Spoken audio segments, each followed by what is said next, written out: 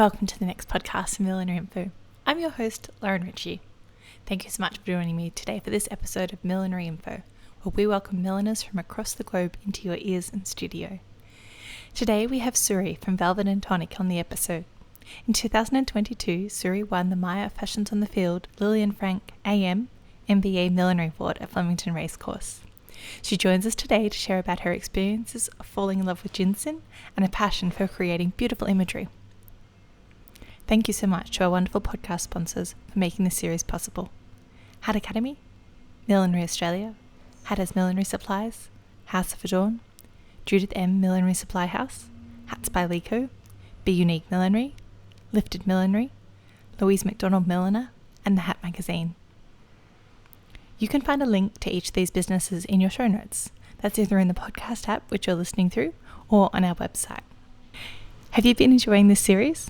A way to say thank you and to help us to keep bringing you these fantastic episodes is to become a Patreon of Millinery.Info. There are 3 different tiers available, and the first one is as little as a coffee each month when you listen to the new episode. Head over to Patreon, that's patreon.com/Millinery.Info. I hope you enjoyed this episode with Souri.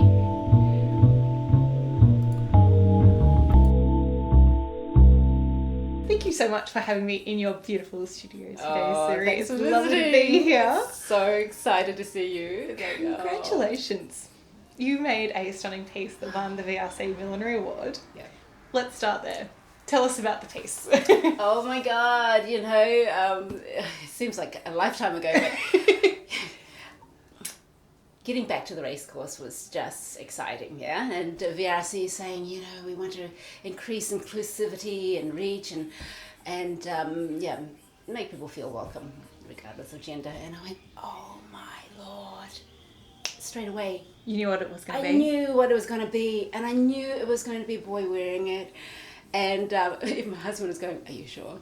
Are you sure? I said, I'm going to make it out of that beautiful ginseng I've got sitting around for ages. I bought from a retired milliner. I should have bought her whole stash. I'm so regretful of that. I bought 10, 11 meters then. I should have bought the whole stash. But I didn't know what I wanted to do with it. Yeah. So it was sitting there for nearly a year. And then I went, I'm going to use that because it's classic. It'll appeal to anybody. So it started from there. Then what am I going to make? And I like to sculpt, with my ginseng. I still do. But I thought, I want to pull it back a little bit. Keep it a little traditional, but modern. Yeah. And this is what eventuated. It's a big hat, but it's got these curves and it's got these lines, and it looks and feels modern. Yeah. And it suits a guy or a girl. So, it was just perfect. And then Brody, the model, I put a model call out. Yes. Advertised for a model, and I said, you have to be comfortable in feminine clothing. Yes. And he applied for the job, just secretly messaged me. And then he turned up and I squealed. I'm like, oh my God, you're so beautiful. And your hair, I can't believe your hair actually matches my hat. People go, did you dye his hair to match it? No, I didn't. It just turned up like that. It was like they're made for each other, and he was just the most beautiful boy. Not a model. He's a non-model. Come here from Adelaide. He said yes to everything I asked because he wanted experiences. He said, I come here for experiences. Even go to the races. Are you comfortable going to the races and catwalking for me? Yeah. And he said, I've never done such a thing, but yeah, okay. I've come here for a new experience and I might as well, do it. And it was really funny. First time he walked down the stage, my husband said, can you tell your model to slow down? He just rushed down and rushed back up. I'm like, Brody, you got to just take your time, smile at the judges, just let them see the hat. And he walked down the second time and goes, Souri, I watched the other ladies and I copied them. Oh my God. It was like my child walking down the runway for me, And it was just so special. I said, apart from him being so cold, it was brutal. It hailed just before our time to go on stage. It hailed. Yes. So, and the wind blew. And I'm like, please God, please God, don't blow the hat off their head, because it was so blowy, and he's got short hair. Yeah. And on somebody with a ponytail, it stays perfectly, but he's got short hair, and I had to tie little segments up to put the comb in. And I'm like, oh, please don't blow off. Please hold. You know what? The ginseng, it's got a bit of weight to it. It stayed better on the head than my own hat. My hat was flying off. My hat was made of parasisal. Yeah. And, but his hat just stayed on nicely. I went, oh, this hat is robust. It withstands the rain. It withstands, if it fell down, and it just bounced back up. Yeah. This is what I love, the material. Ginseng is just amazing. I love it for that. And the look that you put him into, it was like a lace, I want to describe it as a blouse. A lace. How did you decide on that look, what you wanted to put together? I said to him, I want a look that's, I don't want to put you in a dress, it was never my intention. But I wanted elements of like how Harry Styles dresses. I also love Harris Reed, the designer, his style. And they... Even though Harry Styles has worn a dress on the Vogue, I think he wear a pair of pants with it anyway. He kept it slightly masculine as well. It's non-binary. That's what I liked it. Gender neutral. Yes. Yeah. So I said so we came up with the lace top and the black pants and just men's shoes. Yeah. Just look natural. Yeah. But beautiful. And it was just perfect. And it was such a strong look that complemented your millinery piece as well. Because the piece is quite solid. Mm-hmm. The colour's solid, so the lace top was just worked really well. And I think most guys would just love to wear a lace top with their pants. They're comfortable with that. Yeah. But get into a dress is a different story. Yeah. Like I was talking to Sheldon? Yes. The you won the he's beautiful. Oh, sorry, I should say best suited. I was chatting to him and I said, how did you go, at the races? I said, I've had some not so nice comments too, apart from the beautiful ones. You get half. Yeah. People were going to hate it. Leading up to the competition, I said the same thing to my husband. I said, they're either going to hate it or they're going to love it. Yeah. And we won't know till the end. Brody and I were standing on stage. I was rubbing his hands and called out, second runner-up, then first runner-up. And he says to me, it's all or nothing now, serious. Because I kept saying to him, they're either going to hate it or they're going to love it. We're going to make it the top 3 or we're going to get nowhere. Well, you're in the top 10 at that point. We're top 10 at that point. I'm like, oh my God. And that's why when they called out our number, we just jumped up with joy. I've got the perfect model. I mean, what other model's going to jump up in the air like that with me? To be so invested in your work as well. That was great. He just loved it. Oh my gosh. Yeah, so where were we going? Something strong. Yeah. It was beautiful, the comments that Jackie Frank made, about being strong and bold and out there. I'm like, oh, that's exactly how I wanted it. And people appreciated it. And it's like, it's being described there on stage. I'm like, wow. It was surreal. It was really surreal. Yeah, but it did come out perfectly. Everything I envisioned came fantastic. Together. And this year was a bit different with the digital entries beforehand, kind of pulling a bit from COVID and a bit from the I really runway. Didn't feel it was necessary, the digital entries beforehand. Unnecessary. The amount of milliners I had there, it could have been just in your face, wow, surprise them, and that would have been nice. But I guess it's all part of the marketing. It helps them a lot. So it is what it is. Yeah, but you got to take some stunning photos. Oh, I was always going to as a photographer. There was no. So it was going to be a wow thing. It's the same with any piece. Like my latest piece I made for Paddy. Can I talk to you about Paddy? Yeah, go on. Because this is a great story. Kirsty Clemens interviewed me for the VRC magazine, and I was trawling through Instagram to see who she was. And this is a beautiful boy she took to a opening night of something, and I went, oh my gosh, he's just gorgeous. And I looked at his Instagram account, oh, beautiful boy, and and I'm I reached out, I said, you are absolutely gorgeous. Just keep being who you are, and, you're fabulous. But if you're ever down in Melbourne and you would like to collaborate with me, I would love to make a hat and for you to model it. And lo and behold, I didn't think he was going to contact me. He said, I might be down in January. I might be down in January. And then I left it. And then I think it was like a week and a half or something before he came down. He messaged, are we still on? I went, oh, yeah, sure. I'll make this happen. I better get started. And so Saw was put together, like I spent, just day and night just putting it together. I'm like, oh my God, this beautiful boy's coming down. And then I looked at his TikTok account and I saw that he was only 15. I went, wow, you're only 15? You're going to have to bring a parent with you. I don't do photo sessions with anyone underage without a parent being there. You never know what could happen, Yes, yeah, good. Okay. They're still babies, no matter how adult they feel, they're still babies. And and I said, do you dance by any chance? Yes, I'm trained in ballet. He said, oh, okay.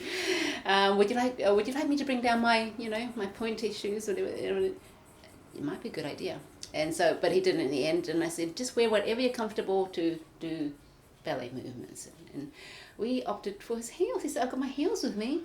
I went, okay, if you're comfortable balancing on them, sure be it. Yeah, just wear it, whatever you like. And so that's what he wore. He wore, again, pants. I said, wear pants.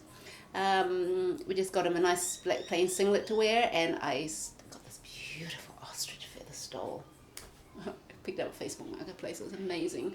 I really wanted, ostrich feathers, a bit of movement. Yes. And so he came and we did the photo shoot and we had so much fun. It was so much fun. And I met his dad and his sister was there. They're so beautiful. As I said, his dad should be the Prime Minister. There was such a thrill. It was I loved that shoot. It was amazing. Exactly how I want to run this year. Yeah. I want to reach out to people who inspire me. He inspired me to make that piece. So I want to reach out to people who inspire me and go from there. Amazing. Make pieces of art that, and I told Kirsty Clemens this, that hopefully will be picked up by a museum or an exhibition or some sort. And how's the experience been after that thrill of having your number announced? What's been following for you since? That question, right? And not a lot, I have to say. I've just taken things quietly. I have had a lot of clarity into what I want to do. I love making works of art. I love sculpting with ginseng and silverbacker. I do like making normal hats for myself to wear, possibly, but I don't think I'll be making them to sell. Yeah. I will only make when I'm inspired to. And if I think something is artistic, feels like an artistic need, if that's how I can put it. Otherwise, I just don't want to. Yeah. I'm happy just to step back a bit and relax and only create when I'm inspired to. That's amazing. Yeah, that's the way I want to run this year, or run forward with millinery. Yeah. Great. So if I can take you back to the beginning, how did you first become involved with millinery? Oh my goodness. I was with a partner who was a member at Flemington and started going to the races in my early 20s. Fell in love with it. Entered fashion competitions at the beginning, and I won the most amazing prizes. Like I went to South Africa on a safari. Oh my gosh. So many shopping vouchers and hotel stays and everything else, but the trip to South Africa was the most amazing experience. So, and after that, during that time, when I first started entering competitions, I went, I can't really afford to spend hundreds of dollars on hats, I might make my own. So I started dabbling, and I went, I better learn how to do it.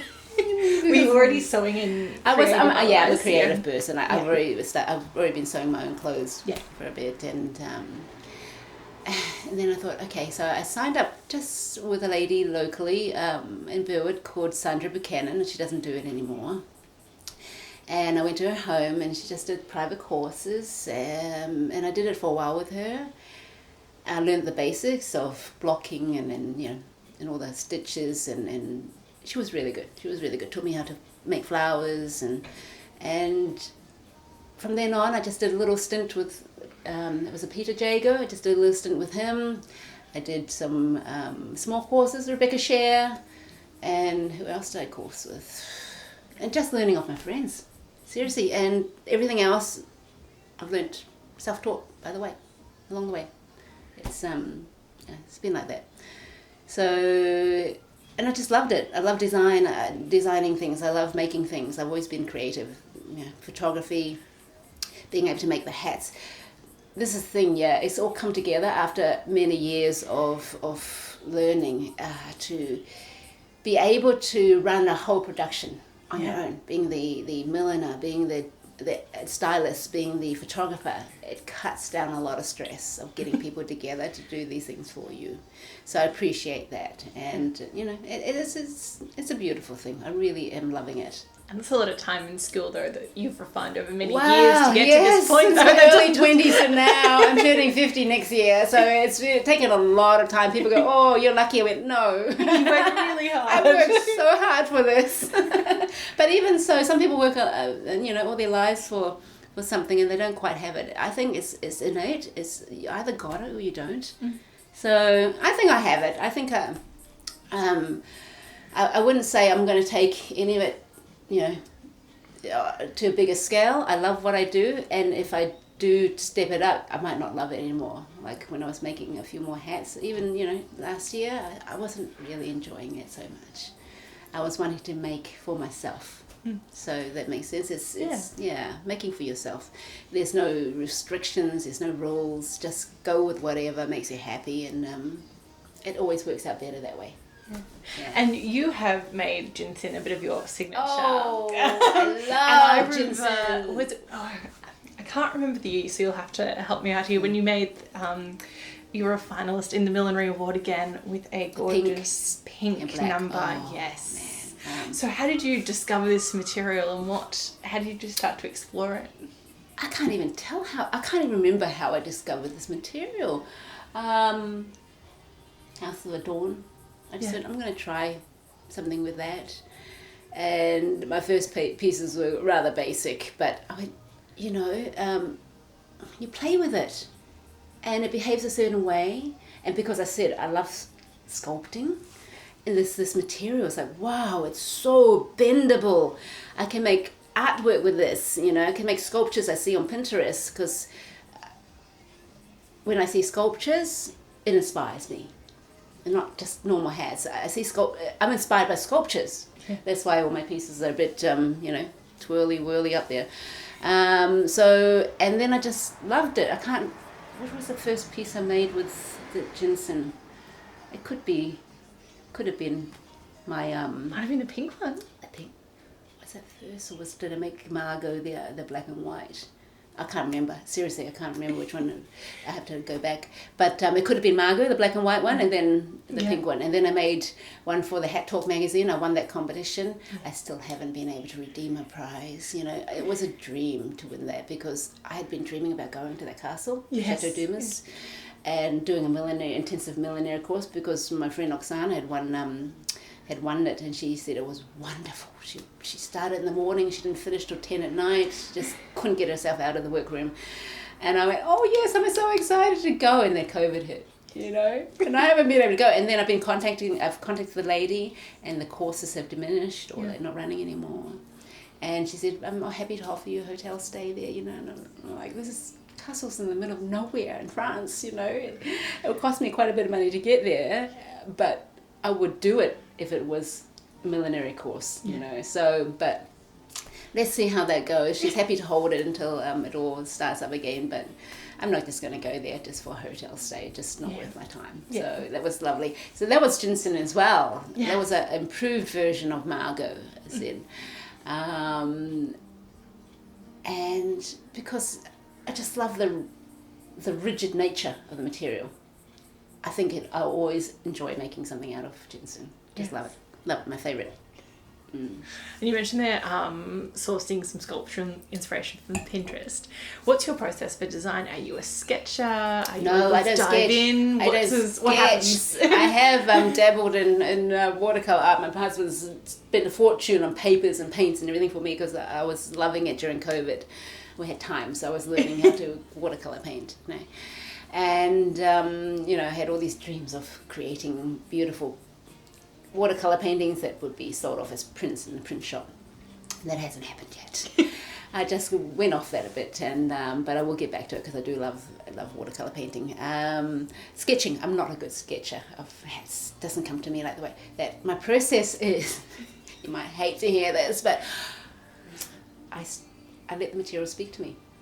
I put in my hand. That feels like a very common it's a common milliner's response. Yes. I'm good because I just put it in my hands and I just twist it and twirl it and I pleat it and I scrunch it and I go, oh, I like this, and then I'll sew it into place and then I'll look at it in the mirror and change it some more, and that's how I do it, and then the end result comes from just out of the head, really.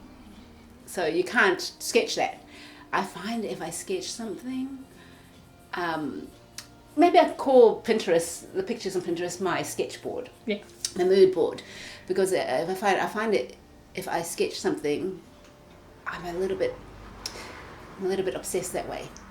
I will need to make it like as is, and it just cuts me off creatively. Whereas if I just play with it and shape it as I go, you can be responsive to it. It works that way. It works that way for me. Yeah. And how does your photography blend in with your millinery? Without good photography, and I have to tell milliners, you need good photos. My photos, I aim to make people go, wow, to dream, to inspire, to just really to wow people, and it does. And I won't settle for anything less than that. And this is what I really appreciate, that I know how to photograph things like, yourself. You have a vision and you have to execute it that way. And it's just great to be able to do that without having to pay a fortune for a photographer to do that. I have to say, to hire me for my services, it can get quite expensive because there's a lot of work that goes into it. And people don't realize how much work goes into producing a beautiful photo. That's why I do get inquiries and people go, oh, that's a bit expensive, and I'm sorry, that's what I charge. Go elsewhere. But so photography does help lift it in amazing. It makes a normal hat amazing, or makes amazing hat even far better. Out of this world. Yes, out of the world. So that's photography is definitely a must-have for any photographer. I mean, any milliner who wants to take their work seriously. You must have it photographed beautifully. And your label is Velvet Tonic. Yes. What inspired the name? A fusion of luxury and fun. That's basically it was. I think it was over a dinner party with friends. We had a few cocktails. I said, what will I call my label? I need a name for my label. And we came up, because we were enjoying our cocktails, and then we're like, you know what? How about something like, because velvet is luxurious, and I love working with velvet. That's another thing. Velvet is one of my second favorite mediums, or one of my favorite mediums. It just looks lush. But the good velvet, the expensive velvet. I will only work with really nice, lush velvet to make flowers or cocktail hats. I love cocktail hats, so it was nice to be able to use the velvet in little bandeaus and little pull boxes. And so it was, okay, I love velvet and I love cocktails. What should we call it? And I went, how about velvet and tonic, And then we actually came up, we tried to mix a drink, tonic, and we did. I put the recipe somewhere. It had actually blended peach, and I can't remember what else. We tried to put some tonic water in there to make it work. My husband's kept the recipe somewhere, but we haven't made it since. But that's how it came about. Luxury and fun, velvet and tonic. Tonic, very nice. Okay. And what was the pivotal point of you deciding that you'd like to launch a label? One of my lovely clients, Holly Stearns, a while ago, had one of my hats, and she won the national title of fashions. No, she won the Victorian title of fashions on the field. She came third, second runner-up in the national. And I went, oh, I should really launch a label now. You know, it's been like 20 years in the coming. I've only dabbled in friends, or just every now and then somebody wants me to make them a hat, and let's take it to the next level. Let's just launch a label, because I've always wanted to be a designer, but I don't have the patience to be a fashion designer. Even though I make my own clothes, the patience is needed. But so I thought, okay, take it next level. And I went, and I wanted to enter the millinery competition, and I needed a label. So I think that's what spurred me on. Holly winning the fashions in the field, and then wanting to be part of the millinery competition. So I started label. And so the first year I got beautiful. I can't remember her name. Anyway, she won the car one year. Emily Hunter. I got her to model. First year's piece was very interesting, because in my head it was like, I need to make something a bit complicated, because that's what the judges like. I had no idea, beginner's thing. Make something a bit structural, a bit complicated. So I made these cubes out of cinnamon. That took me a long time to do, and I balanced them up together on this headband. And we got into top 20 first year. It wasn't bad, yes. Top 20. Yes. I think it's because Emily was so beautiful. I put her in this beautiful Matuszewski dress. And I went, woohoo, top 20 is great, Then I went, okay, next year. It's got to be better than last year. What do I do? Then I went, you know what, I'm going to go out there. I just want to go out there. I went to get this ginseng from, I decided on ginseng for some reason. I can't really remember how I decided on ginseng, because the colour. I really can't remember. But I asked the Miranda, I think the shop assistant there, I said, oh, is this going to be too, I forgot what word I used for it, like in your face, or too, anyway, people wouldn't like it because it's too bright. And she goes, oh, no, it'll be fine. She says, use it. I went, okay, I'll contrast it with black. Too, a bit obnoxious or something. I can't remember the word I used, but it was just, it's going to be too out there for people. And so I was second guessing myself. I went, oh, you know what, I like it. Stuff it, I like it. And I made the big lampshade Margot, hat. And then my friend, Lady Lisa Leverington, said, where's the embellishment? You got to put some embellishment on it. I love her for that, because I always think of her now. Every time I make a hat, I need some form of embellishment, and it just lifts the hat, right? So I put all these beautiful beads all over the back of the hat, and it really made it look special. It sparkled, and it was just gorgeous. So, and then, oh my gosh, nearly dropped dead being called second runner-up. Came third place, second time in it. And I went, wow, this is fantastic. So, didn't expect to get anywhere, but it was a really amazing experience. And then, of course, COVID hit. COVID hit. Oh, it's COVID hit. I was just on a roll. But I went, no, I love ginseng so much. I'm just going to go with it. We're really happy that they ran the competition online. Yes. Virtual competition. And it was not a good time. Everybody was a bit down, myself included, but we were allowed out for our walks every day. And spring came, a bit, this mood lifter with all the beautiful flowers around. And I went, no, I'm going to create a flower. I'm going to make a big flower with ginseng. It's going to be called Fleur. So I made that beautiful pale pink and purple and cream. And I went, this is very spring, very me. top 10 was good. And I went, no, they're liking my work, you know, it's nice. But I made things to please myself. You know, it makes me happy, I'll make it. And Fleur made me very happy. And I had so much positive feedback from fellow milliners, from everyone, just writing how beautiful this piece is, and made them happy too. I mean, it was my aim, and I was very proud of it. And my husband's, it's one of his favourite pieces to date even, you know. And, oh, it's so beautiful. No, it would just sit in my stash for a while. It would maybe be part of my exhibit one day. I would love to have a gallery, you know, just with my pieces and people sipping on champagne and hors d'oeuvres and walking around looking at them. That would be nice. So, yeah, and then the next year, it dragged on, didn't it? It dragged on. Kind of kept going. My God. I was in a bit of a deep, dark place. You know, I was like, oh, this is horrible. This is just horrible.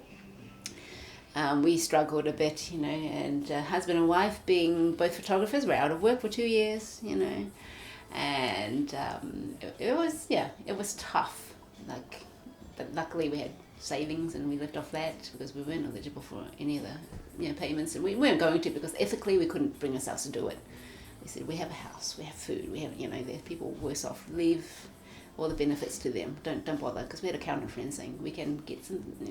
You know what? No, leave it, because they're saying, well, their rich clients were getting it. Why, you know?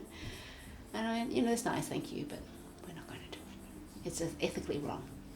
So we just lived off our savings. So we were down. You know, we were feeling really down, like, because it's a tough time for. It wasn't financially. It was just because we just couldn't get out anywhere or do what we love to do. You know, financially we were fine. And so, but we kept thinking, you know, there's people worse off. We kept watching and reading about people worse off, and we're okay. So, but the millinery competition came about, and I went, I know what I'm going to do. I know what I'm going to do. I'm going to create my heart, and it's black. So I made this ginseng piece, and you saw it, didn't you? It represented my heart, and then it's going to have blue and red coming out of it because it's arteries and veins, you know. What did I call it? Hope blooms. Yes. Yeah. It was about hope blooming out of there. Still, even though your heart is black, even though you're in a deep dark place, your heart still pumps out blood, brings out, you know, your heart still takes in blood and pumps out blood through your veins, and it was still operating, it's still functional. So, you know, there's light at the end of the tunnel. There are flowers bloom in the blue and the reds, and my husband, he's great for me. He tells me if he doesn't like something, both my boys. I tried on a hat for my boy the other day, and I said, what do you think of this one? Because I was hoping to reuse something I've got hidden away. And I don't like it. I said, do you like Thor? Yes, I like that. Do you like Float? Yes, I like that. I don't like this. Okay, so I put it back away, my piece I was intending to use.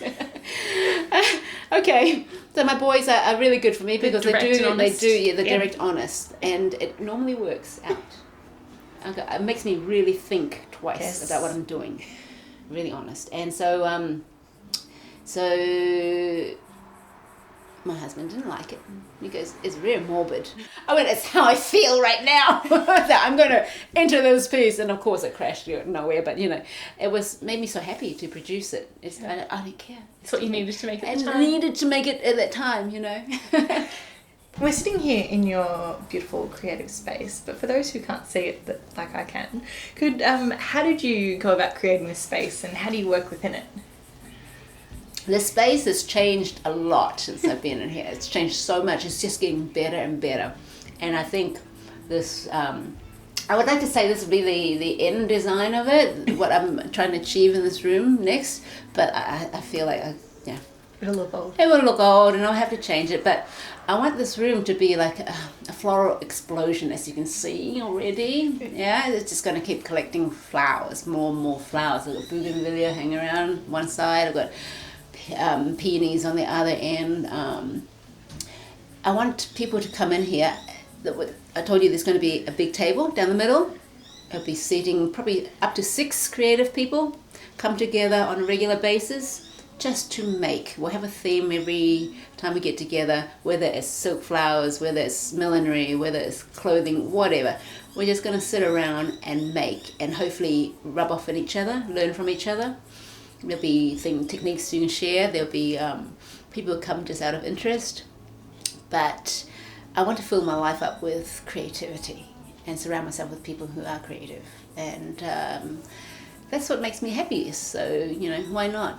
And yeah, so I bought tools. Yes. I've got them sent all the way from Turkey, electric flower tools. Oh. I haven't used them yet. They're beautiful. I haven't used them yet. I haven't had time. But yes, silk flower, it's time consuming. I have to say, it's not my favorite thing to do. But you will be able to produce really beautiful, delicate flowers. And I'm just going to put it all over the room. This room is, as I said, going to be like a floral explosion when you walk in.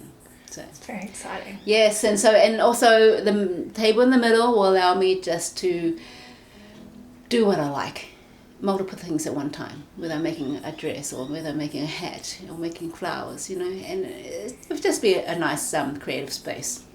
That's great. Fantastic. Thank you so much for having me in your beautiful space today. It's been lovely to chat hats so with you. And again, nice to see you. congratulations on your amazing winning piece. Thanks, Lauren. It's been wonderful chatting to you. It's so nice to have somebody in here.